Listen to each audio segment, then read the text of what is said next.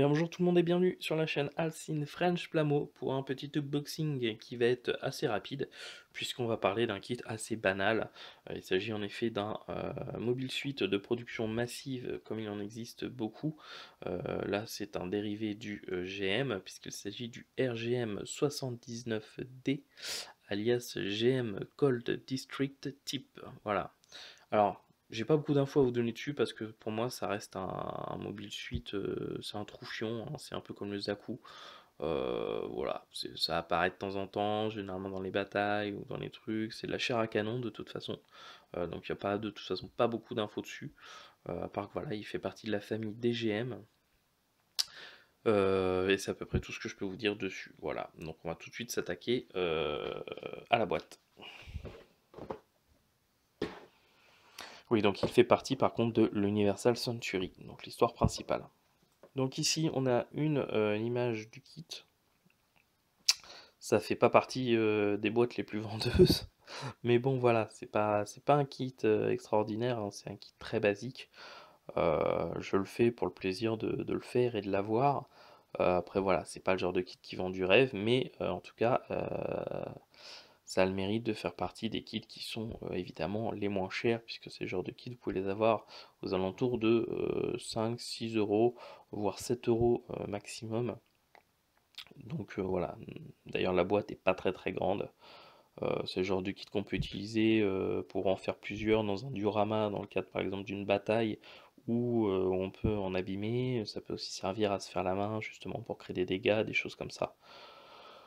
Voilà, comme le GM finalement. Ensuite, ici, nous avons donc une image du modèle monté, de face, de dos. Voilà, une scène où ils se battent contre un... ça doit être un... C'est un dérivé du GOG, mais je ne saurais plus lequel c'est exactement. Enfin, je sais plus son nom. Ici, on a quelques informations techniques sur le Mobile Suite, mais évidemment en japonais. C'est le numéro 38 des high grade issus de l'Universal Century. Petit logo bleu, donc c'est une réédition Bandai Spirit assez récente. Ici, nous avons d'autres images du modèle qui a l'air d'être peint. Avec voilà, on voit qu'ici il y a une arme qui ressemble un petit peu à une sorte de mitraillette. Voilà, ici la tête avec son beam saber, son bouclier, sa main ouverte. Bon, voilà. Évidemment, qui dit Bandai Spirit dit disparition des prix. Mais comme je vous ai dit, hein, c'est un kit en euros, en import, vous pouvez l'avoir entre 5-6 euros à peu près. Voilà. Donc en France, comptez, allez, je sais pas, une dizaine d'euros au maximum. Plus, ça sera un peu du foutage de gueule quand même. Et puis, on va passer à l'ouverture de la boîte. Alors bon, voilà, j'abrège un petit peu parce que, comme je l'ai dit, c'est pas le kit du siècle, hein, mais en tout cas, c'est un kit qui, je pense, sera agréable à monter et sans trop de défauts, à part évidemment les habituelles lignes de joint à faire disparaître pour ces kits de cette époque. Mais bon. Une première grappe avec une couleur assez du gris très très clair. On voit ici le dessus des pieds. Ici, nous avons la tête en deux parties, les épaules en deux parties. Là, c'est au niveau des chevilles, donc également en deux parties. Ici, c'est les protections des poignets. Ici, nous avons l'antenne de sa tête. Et puis ici, des éléments de ventilation, je pense, du torse. Voilà.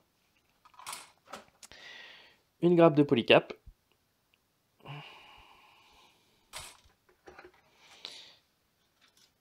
Ici, nous avons une grappe, donc couleur inner frame, hein, du gris assez foncé. Avec bah ici, nous avons l'arme en deux parties. Des éléments de ventilation du torse. Ça, je dirais que c'est au niveau des hanches. Là, nous avons les éléments d'articulation au niveau des jambes. Ça, je trouve ça très joli. Les petits. Je vais essayer d'avoir un petit focus dessus. Voilà. Alors les articulations, voilà, avec des petits éléments de tuyaux métalliques derrière, je trouve ça très sympa. Ça, c'est du beau détail, voilà. C'est pas grand-chose, mais ça apporte beaucoup à un kit. Ensuite, là, nous avons des éléments d'articulation. Alors, je ne saurais pas vous dire si c'est les bras ou les jambes.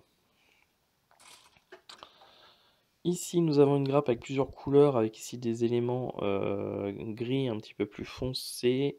Alors, c'est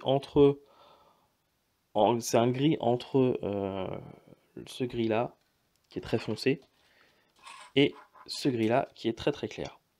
Voilà, donc on a toutes les variantes de gris en fait dans ce kit, ça c'est cool. Ici, on a encore une autre forme de gris. Donc ici, du coup, les semelles des pieds. Là, on a la visière de la tête. Des petits... je sais plus comment on appelle ça.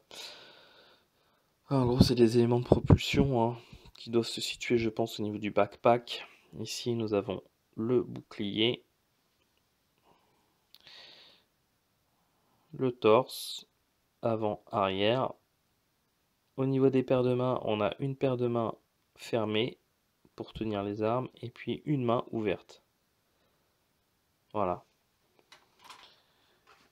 Et enfin, une dernière grappe avec toujours du gris très très clair. Donc c'est limite blanc, mais on voit quand même que... je sais pas comment ce que ça a donné sur la vidéo, mais on voit quand même que c'est du gris, du gris clair, voilà. Donc avec le bouclier. Ah, on a une main qui tient un beam saber avec directement la lame qui est en dur, en plastique. Je trouve pas ça terrible, mais bon. Les jambes en deux parties, bien évidemment. La face arrière de la jupe, la face avant, les bras et les cuisses. Voilà. Les stickers, hop, ils sont là, si j'arrive à le choper, voilà. Les stickers que je trouve assez jolis. Voilà. Ils sont dans un... Alors là, ça ressort pas trop sur la vidéo, mais c'est vraiment du rouge, rouge métallique. Donc, du coup, là, sur le coup, j'hésite un peu. Je vais voir, mais je pense que je vais peut-être en utiliser quelques-uns, ne serait-ce que celui-là avec l'insigne sur le bouclier. Là, les deux petits jaunes sur les épaules, je vais voir. Mais en tout cas, ils sont pas moches, en tout cas. Enfin, ça, de ce que je vois, ça ressort mieux en vrai que sur la vidéo, mais bon, on verra. Et puis, le guide de montage. C'est mes traductions de couleurs qui sont déjà prêtes. Donc, bon, voilà, en gros, ce que donne le modèle, une fois monté. Bon, alors voilà, comme je disais, ça vend pas du rêve, hein, c'est vraiment un kit basique. Bon, pas beaucoup de détails, assez plat.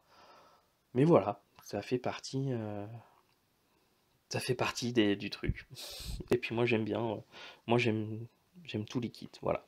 Même si après je suis quand même déçu par certains, mais à la base j'ai l'envie de, enfin quand je vois un kit, en tout cas j'ai envie de le monter, voilà.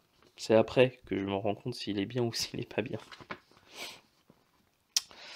À l'intérieur, on a une image qui est déjà un peu plus vendeur. Je trouve que là, déjà, celle-là, monté, peint et verni, il est déjà mieux, je trouve, que sur un fond noir. Sur un fond noir, ça fait vraiment pas terrible. Là, comme ça, je trouve ça vraiment beaucoup plus joli. Là, on voit quelques détails au niveau du backpack. On voit le bouclier. Voilà, ce que je disais au niveau des articulations des jambes. Ça, vraiment, c'est un petit plus qui amène tout de suite beaucoup plus de réalisme et de détaillage. Donc, c'est assez sympa. Bon, là, je reste sceptique quand même sur, sur le coup du Beam Saber en plastique tout entier. Bon. Et puis là, du coup, on le voit donc en action. Et puis ici, une image, c'est celle en fait de la boîte, mais que je trouvais beaucoup plus jolie comme ça là-dessus que sur la boîte. Voilà. Et puis ici, quelques sortes de schémas techniques. Voilà. Au niveau de l'inventaire des grappes, alors on a quelques X sur les polycaps. Le montage, comme souvent, on va commencer par le torse, ensuite le backpack, la tête, Ensuite, on attaque les bras gauche, bras droit. On assemble toute la partie haute. Ensuite, du coup, les jambes, les pieds, les hanches. On assemble la partie basse. On assemble le haut avec le bas. On s'attaque aux armes, beam rifle, beam saber, bouclier, shield, blablabla. Et on finit avec le guide des couleurs et le modèle monté et peint. Voilà. Sur ces images-là, et pas... voilà, c'est pas moche non plus, hein. C'est basique, mais c'est correct. Je trouve que c'est quand même sympa. Voilà. Bref, voilà. Un petit unboxing qui quand même, même si je l'ai un peu fait plus rapidement que d'habitude, je trouve, fait quand même 10 minutes. Bon. Moi, sur ce, je vais m'attaquer à ce modèle, donc ça devrait pas me prendre trop longtemps parce qu'il n'y a pas beaucoup de grappes. Et puis ensuite, du coup, je vous présenterai la review pour vous montrer ce que donne ce modèle. Voilà. Pas cher, simple et efficace. Allez, je vous dis à bientôt pour une prochaine vidéo, en l'occurrence la review. Ciao tout le monde.